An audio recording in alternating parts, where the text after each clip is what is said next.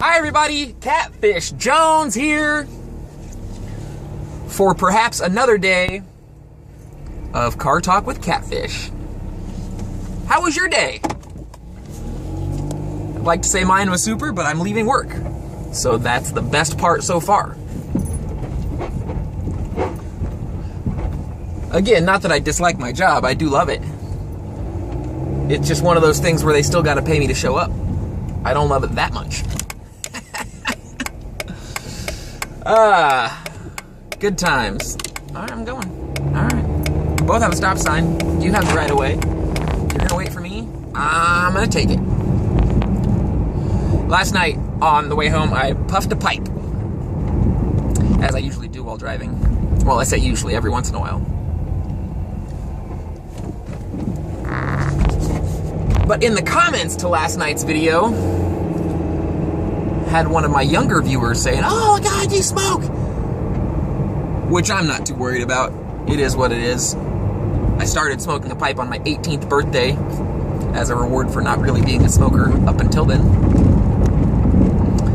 And still puff more intermittently than habitually. But still I have to remember that I'm setting an example for younger viewers, so I probably will not pipe every episode of Car Talk with Catfish. Every once in a while I might puff a little bit because I am still an adult. I still have the right to do it. It still is okay, and sets a good example for kids that as an adult you can make choices that you choose to choose. Or something like that. Got a river of brake lights over here. We might be in for a late night, stuck in a lava flow of brake lights. I can hear that rattling bass drum, kicking me back to where it came from. So, Car Talk with Catfish.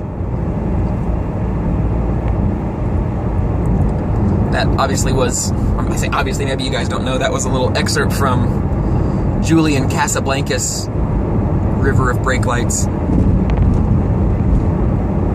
Julian Casablancas being a singer that I am very fond of. Could sing along with about everything he sings. He could sing from the phone book and I'd sing the heck along. Of course, Julian is the singer for the band The Strokes, which to me is probably the most important band of this 21st century. Really a band that spoke to me when very few artists, musicians, bands have really spoken to me since the mid-90s. And I felt like they got pigeonholed into this other group of musicians and artists that I wouldn't put on the same level, the same echelon as the Strokes. But that isn't to say they were perfect. They certainly had their fair share of troubles. The guitarist, Albert Hammond Jr., of course the son of Albert Hammond, who wrote What Never Rains in Southern California, or Never Rains in California. But boy, don't they warn ya. It pours. Yeah, it pours. So Albert Hammond Jr. was the guitarist, one of the two guitarists for the Strokes. Really just a great group. And I don't want to spend the whole car talk as I get ready to get onto the interstate highway. Maybe I'll use this interstate on-ramp as a segue out of the Strokes. Again, my favorite band. I can't say of all time because there are still the Beatles. And if anybody hasn't heard of the Beatles, go ahead and check them out. They're a band from the 60s who a lot of people point to for changing the face of music away from 50s and early 60s, quote, rock and roll into hard rock as we now know it. And that isn't to switch over from the Strokes to the Beatles, but I do love me some Beatles. do love me some Beatles. And you know what? That's a good way to take us, because like most Beatles fans,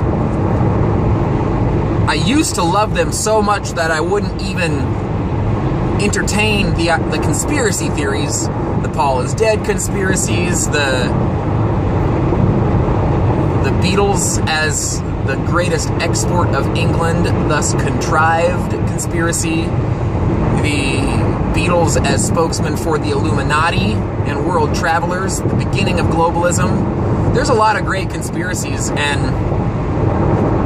over the past handful of years, I've allowed myself to entertain all of those conspiracies, get to the evidence, not proof, but evidence of what the claims may be, refute them as I may, accept those that I cannot refute, even if it doesn't necessarily prove that there is a conspiracy. But there is a lot of meat on the bone, so to say, for some of those Beatles conspiracies. And as a Beatles fan, I really did not let myself entertain those theories for a long time, but really I think it's after 2012 with the Ed Snowden revelations that I really allowed myself to entertain a lot of conspiracies just to see, you know, what was in there. I considered Flat Earth for about a week, really gave it the full gamut, but in the end, the evidence against Flat Earth is much more compelling than the evidence for. And a lot of the evidence for Flat Earth could also apply to Hollow Earth, as well as other conspiracies that I don't want to get too deep into, but Secret Space Program, Atlantis/Antarctica conspiracies. There's a lot of stuff that you can use the exact same evidence used in Flat Earth to find just as compelling towards Hollow Earth or Atlantis, Antarctica. And there's a lot of other great conspiracies out there that are worth considering. I think we figured out this year that the great JFK conspiracy actually hangs together a little well when you see the evidence they've kept from us for so long. But they could have also peppered in a lot of fake evidence to make it look a different way. I think with JFK, we'll never really, quote, know the truth unless somebody, unless the NSA was recording everything back then. And you never know. Maybe the NSA was recording everybody's cell phones in '63. I mean, I can almost guarantee they were, since there weren't really any cell phones. But you know what I mean. So here we are in the dark. I'm about to pull up home. Had a fun little chat from things such as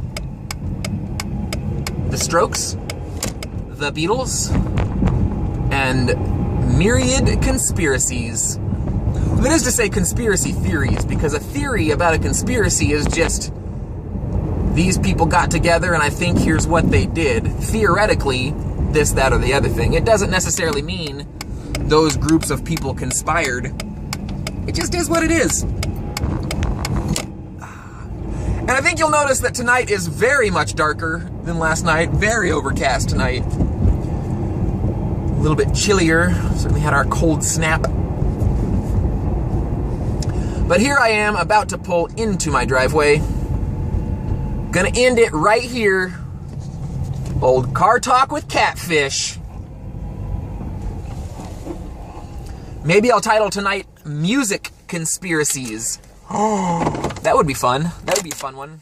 You know what? I'll do one of these numbers. Does that help? Ah, there I is. Music Conspiracies. I don't know. Maybe there's a great title in yesterday's comments that I missed. But anybody watching this, if you want to leave a title for these, like a subtitle, because obviously it's Car Talk with Catfish, but I love the : space, other something.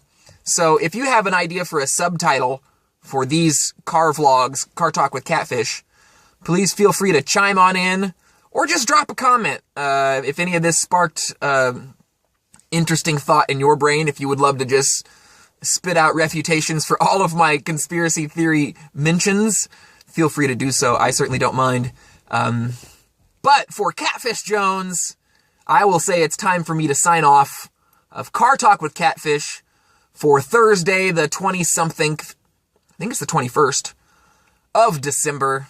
And until I see you again, maybe tomorrow, maybe later, at least probably Sunday for the 10th tiny painting. I guess I'll see you guys then, or later, or sometime, or another. Until then, cheers. Hope you're well, and have a good time. Ciao.